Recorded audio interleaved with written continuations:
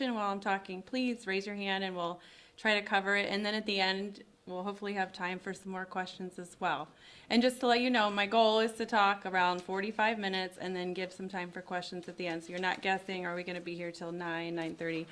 Hope that is not the plan. So just so you know where we're going. So our topic tonight is autism spectrum disorder. And we're going to use ASD just for short. That's a common initials that are used for that. And this is basically a short guide for families, friends, and educators. We could go on and on and on about this. You could do weeks of seminars. So this is a short guide. And there's a lot of information. I'm going to try not to go through it too quickly or too slow. But there's so much to say. There's just so much to say that I'm going to try to touch what I think is relevant for our audience tonight. So from the poster that we put out, I'm assuming that we're family, educators, paraprofessionals at church and school, friends. Is there anybody else that's not on that list here? I'm glad you're here, but if you're in a different category, let me know and try to make sure we address you as well.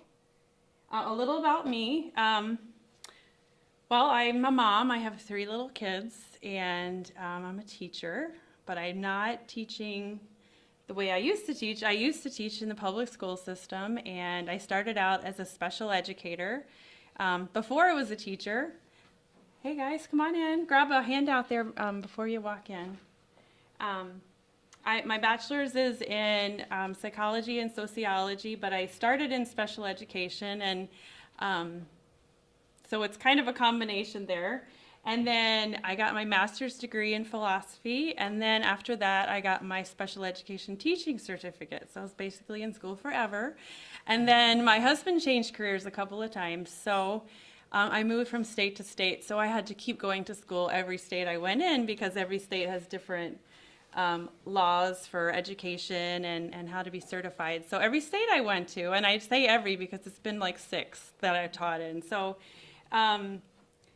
in each state, I had to learn more about autism. I had to learn more about special education, which was kind of difficult to have to do that every time. But I learned so much along the way that I just want to be able to share those things that I learned.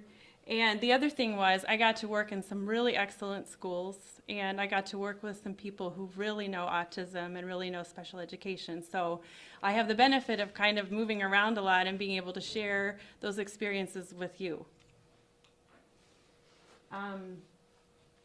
I'm not teaching in the public school anymore. I'm teaching my own kids now. So a bit removed from this, but just a few years. So what is autism spectrum disorder? It is a broad spectrum. It's a very wide encompassing definition. And there are a wide range of symptoms. And those include language deficits, social deficits, unusual interests or preoccupations, and some repetitive behaviors. And I'm going to have Dave play a clip here on just so you can see a little clip about some of the early signs. This one, right? Yep. Mm-hmm. You have to hit the play first. And yeah. Oh, there you go. Let's see if it goes. Come on.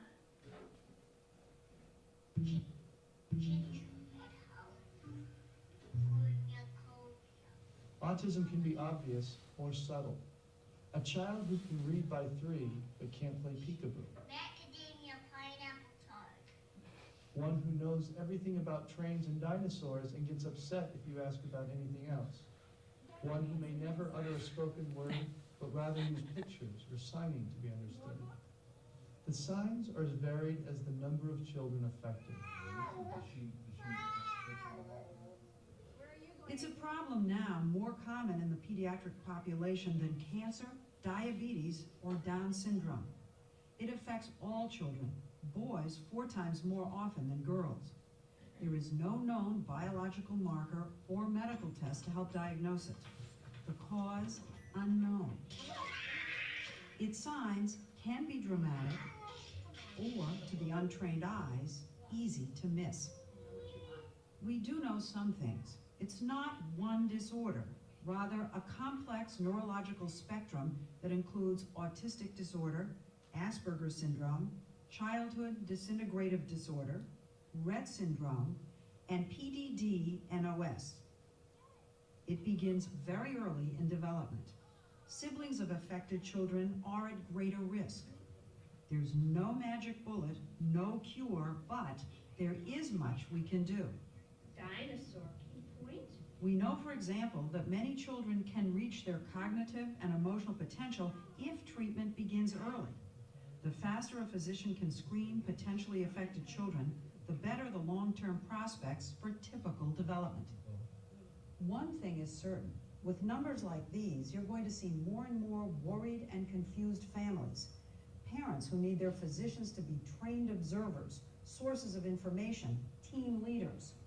That's why physicians, families, and experts from around the country have joined us to help identify characteristic behaviors, to show early warning signs, and to demonstrate that brighter futures can be given to thousands of children if only we take the time to listen, screen, and refer.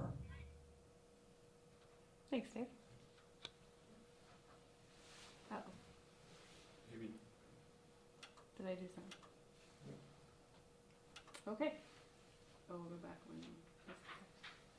So there are some characteristics that are typical of autism, and I know that there's people who are diagnosed on the autism spectrum, and there's probably folks here today who have a loved one that they're wondering about, and that's pretty common these days. So whether or not a child is diagnosed on the spectrum, if they have some of these issues, some of these deficits, these strategies will still be helpful. So it is a broad spectrum, and I brought my umbrella here. You can also think of autism spectrum disorder as an umbrella term. And the things that fall under it would be Asperger's syndrome, Rett syndrome, pervasive developmental disorder, high-functioning autism, and childhood disintegrative disorder. And so all of those fall under the category of autism spectrum disorder. And then there's nonverbal learning disorder, which is in a different category, but has a lot of the same issues and symptoms that go along with it. So it's a wide variety, and kids, there are probably 10 kids with Asperger's syndrome who all are very, very different as well. So you have this variety, and then you have the variety within each of the diagnoses. So it's just such a wide range of kids with problems and with strengths that you're thinking about here. So there's varying degrees of communication issues, intellectual strengths, social difficulties, verbal skills, some sensory issues, gross motor abilities sometimes, and fine motor abilities sometimes. And how common, you heard a little bit of this on, I think, on that last clip. So in the early 2000s, 1 in 150 kids was diagnosed by the Center for Disease Control with autism. Today, it's 1 in 68 kids. So it's kind of scary, the numbers right now, and it's something we should all be thinking about. And 30 years ago was like 1 in 300 kids. So it's just amazing over the decades how this has changed. It's much more common in boys than in girls, I think it's around 5 times more common in boys. Things to consider and some misconceptions. A lot of people, I think, at one time thought, autism, it's somebody who doesn't have emotion, it's somebody who's detached and not cuddly, not warm. And really, in fact, kids with autism spectrum disorder are very affectionate, cuddly, fun, loving kids. And there's nuances. They're more or less social, more shy or more outgoing. They're not easily defined in black and white terms. There's just a whole lot of gray there. You can't assume an intellectual disability. Sometimes there's an intellectual disability and sometimes not. Kids with autism are all over the intelligence spectrum as well. And you usually can't tell by looking at someone if they have autism. If you've met one child with autism spectrum disorder, you've met one child with autism spectrum disorder. They're so different. They do appreciate friendships. They love and they are lovable. For another time, the whole why is autism on the rise and what causes it, the genetic factors and the environmental component. We're not going to go into that really today.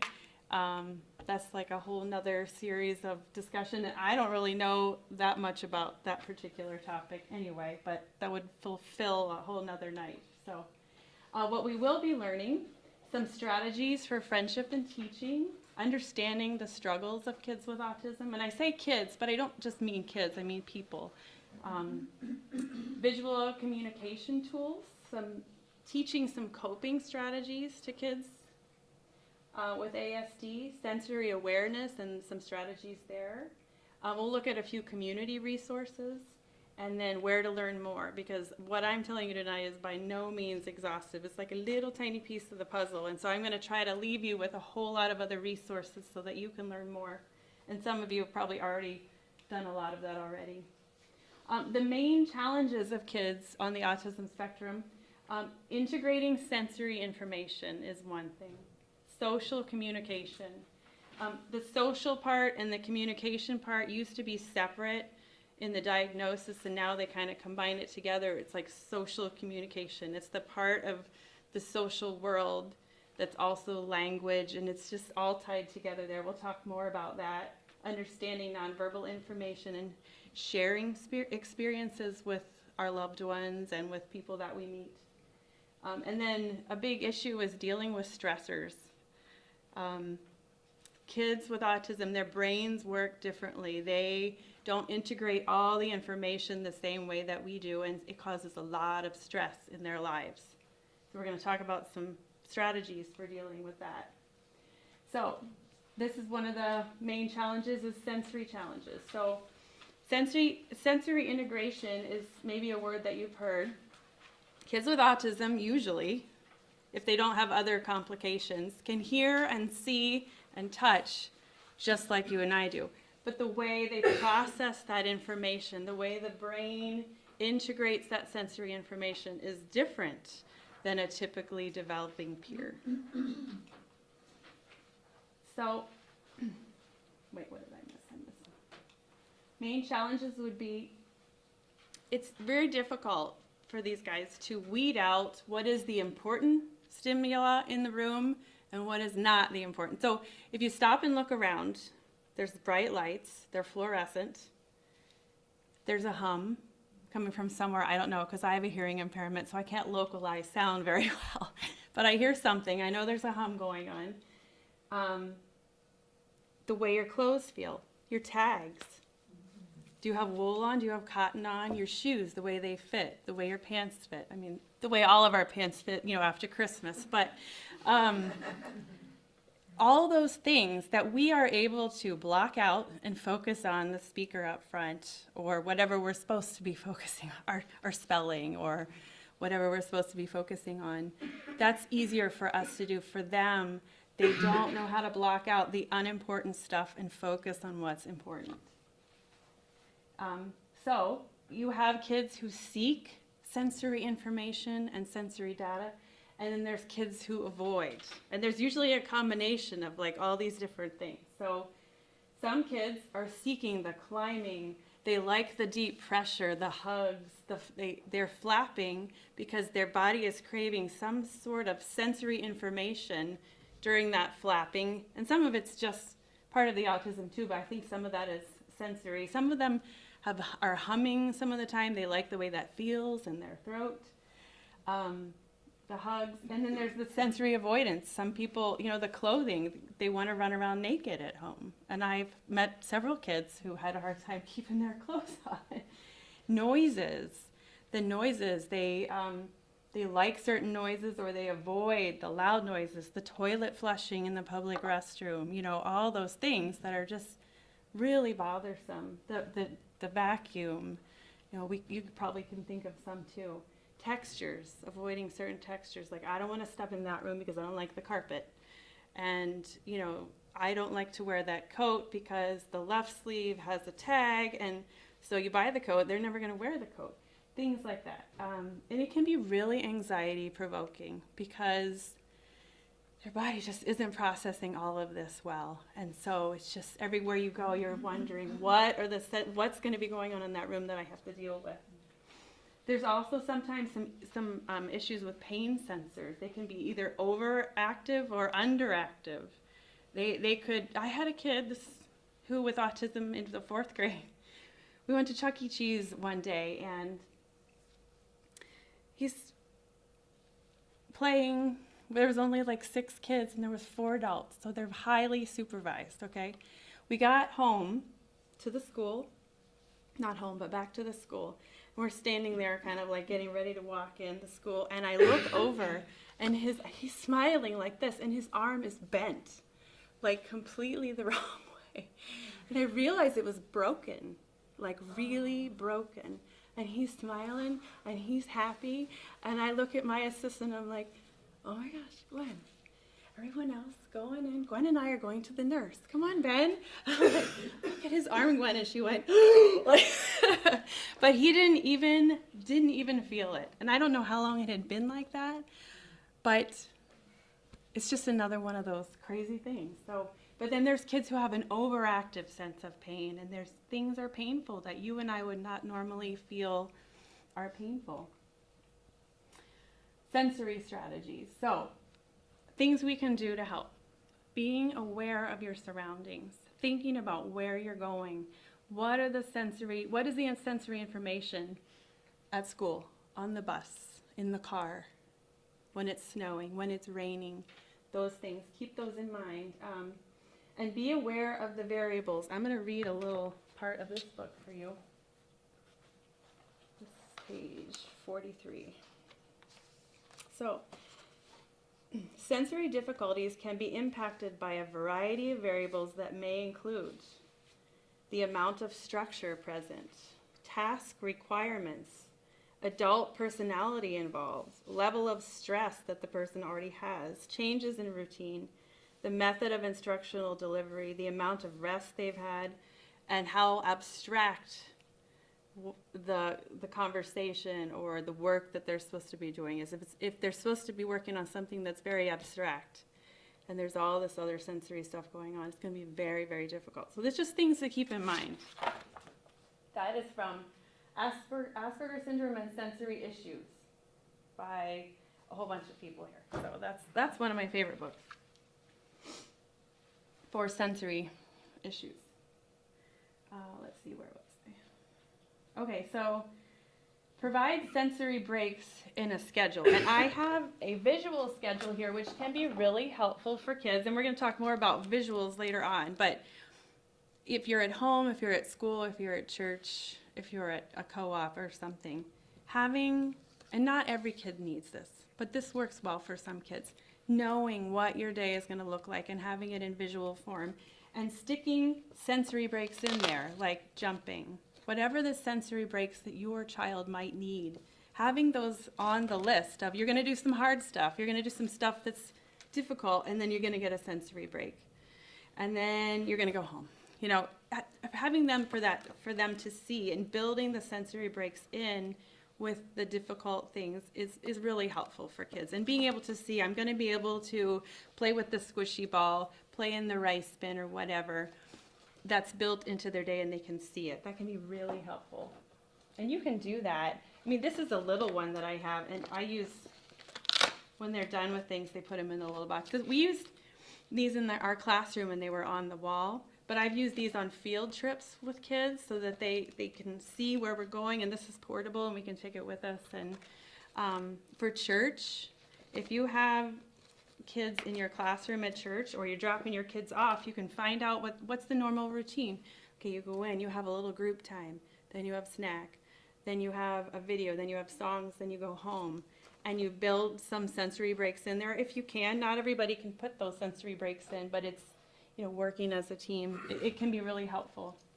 So some of the sensory aids that you could use during work time might be a weighted pillow. I don't know if you've ever seen one of these, but you take the stuffing out of a little pillow and you fill it with beans. And you put it on their lap while they're working. And it's for those kids who can't sit still. I have a daughter like this, just cannot sit still. And they need some sort of sensory input. And they're looking for it and they're not getting it, and so they're bouncing around on their feet and they're getting it some other way. But if you use a weighted pillow in their lap, sometimes it can provide a little more sensory input that can be helpful. It doesn't work everywhere, it doesn't work for every kid, but it's an option to consider. Chewing. Some kids need something in their mouth to chew on, and they're going to find something inappropriate. And so some kids need gum or gummy bears, or I've seen kids with little necklaces that are chewable, and those can be really helpful. And you know, the thing is, I've had teachers say, and it's not always appropriate, it's not appropriate in theory. Well, I'm like, well, is it appropriate for them to chew up every pencil in their desk and the erasers and down to the metal? And, you know, they chewed all their fingers down to the quick, they're bleeding. You know, that's not really great either. So trying to get people to understand what's worse, having something around their neck or chewing gum in class, or, you know, these other really, really inappropriate things. So usually people can work with you when you talk about the alternatives there. Standing to work. I had a classroom of kids when I was in Texas, and we hardly had any chairs in there because they preferred to stand at a little study carrel, and their feet were on the ground and they could bounce and climb and jump all they wanted, and that was really helpful for them. Not climb, but they could get that sensory information by standing while they work. Fidget toys while you work, and that can be really distracting for some kids, and for other kids it can be helpful. If I'm working and I kind of need something to squish around on, to have that available, it may work for some kids, it may not for others. A sensory diet is basically looking at your student, and there's occupational therapists who are really good at putting this together, but you can kind of wing it too as a mom, as someone who's trying to help in a church or school situation. You're like, this kid needs some things during his day to get that input that he's craving. Let's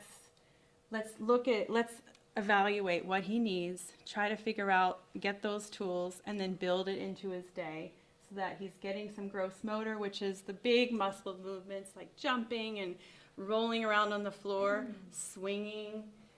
And some kids need just, I had one kid that I was trying to calm him down, and I would grab him by the elbows, and I would just squeeze him like this for a few minutes while I was talking to him, not using his words. And it would just help, like the combination of not too many words, quiet voice, and a little bit of that was really helpful. But again, you have to know your student, know your kid, know what they need. Quiet time, you can build that into a day. I think a lot of kids need that quiet place to go and not have anybody talking at them. Rolling. Some kids like to be rolled in a blanket on the floor back and forth. Swinging. You can't swing everywhere, but when it's nice and warm out, or if you have a swing inside a classroom somewhere. Sensory bins. I brought one that we use for my daughter here. It's just a rice bin with some cups and scoops and stuff. That's helpful to have. If you have a kid who needs that, just build it in as a little break. And then you can also teach sensory tolerance for kids who are like, I am not touching that shaving cream no matter what you tell me, or that Play-Doh. No, no, no, no. You can sort of build that in and pair it with something really preferred, like something they love to do, and you give them small doses of it. Just put your hands in for a minute, and then we'll wipe them. We'll give you a towel, we'll wipe them off. Try it for a little longer. Do it while they're doing something that they love to do. Do it with a friend, and you can kind of build that tolerance. I had a link to a video here, but it's not working anymore, so I can't show you it. But if you can even Google this, like teaching sensory tolerance. And I'm going to have a link on my Pinterest board at the end. You can look up my Pinterest and find videos on that. Social challenges that kids with autism have. Social challenges are a big portion, I think, for kids with autism spectrum disorder. The auditory processing part, the emotional information that people give when they're speaking, their facial emotions, their body is saying things, that nonverbal information is very hard for kids with ASD to pick up on. They're not catching all of those nuances. Conflict resolution is a big social challenge for kids with autism. And it depends on the student. Some of them are more flexible than others, but when kids make certain choices and the student with autism or the child with autism doesn't like that choice or isn't ready for that choice, there can be some meltdowns that occur. Group work can be really, really tough for these guys. Really, really tough. So that's something that we'll talk about. Theory of mind is kids with autism, they know what they think, but they have a very hard time figuring out what you're thinking. And they can't tell from looking at you, and they can't tell from things that you say what you're thinking. And so you are a mystery. And you and I can kind of figure some of that stuff out. We can imagine what another person's perspective might be, what another person might be thinking. That, to a lot of those guys, that is a total mystery. And that would be stressful, to not have any idea what someone else might be thinking, to not have any idea, or not to be able to put yourself in someone else's shoes. It can really add stress to your life. So it's something to think about. So the strategies that can go along with that are, you can be a social guide or an assistant. So if you're in a classroom or you have a child who has autism at home, you can be the guide that sort of helps intervene in those situations when they're having a discussion with someone or they're playing with another kid and something breaks down. You can step in, get down at their level and step in and help them decipher what is going on in the situation. You can provide social stories. Social stories are sometimes helpful, sometimes not, but if you break down a social situation and write it out, what is expected, put some pictures with it. This one was for Maisha. Maisha had trouble at recess time, knowing what was appropriate, knowing how to interact with other kids. So we wrote her a story about what to do at recess, what was okay to do at recess, what was not okay to do at recess. And we added some pictures of her in here, out at recess. And so I'll read just a little bit to you, but every morning we go to recess with the first grade class. We walk down the hall and out the door of the playground. On the playground there's boundaries, and I have to stay in the boundaries during recess. When I'm done on the slide, I have to walk away from the slide. You know, sometimes kids don't know what to do there. I should always wait in line to use the slide. Pushing other people is not allowed. So it's good to keep my hands to myself or use them to wave goodbye to friends. It's basically taking that social context that's really confusing for kids and putting into a story form. And you and I talked to a couple of you about this before, but you can sit down with your own kids and they can help you write the story. Like, what is it that this student is having trouble with?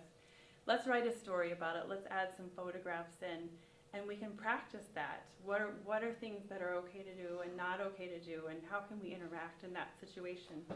And you can rehearse it at home. It can be very helpful. Let's see, structured play groups.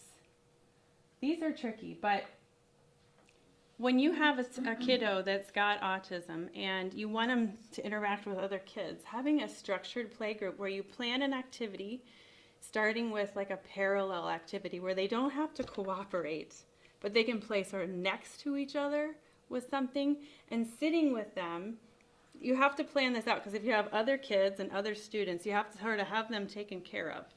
You have to be the adult that sits with the kids and sort of plays with them, acts as one of the kids, but is sort of a social guide to help them play with each other and figure out the social settings and helping the kid with autism interact with the others. So it's sort of like a guide, but you're in a play setting.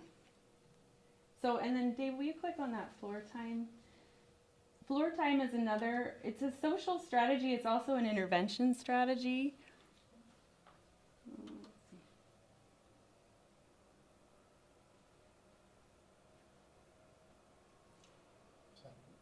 These treatment ones? No,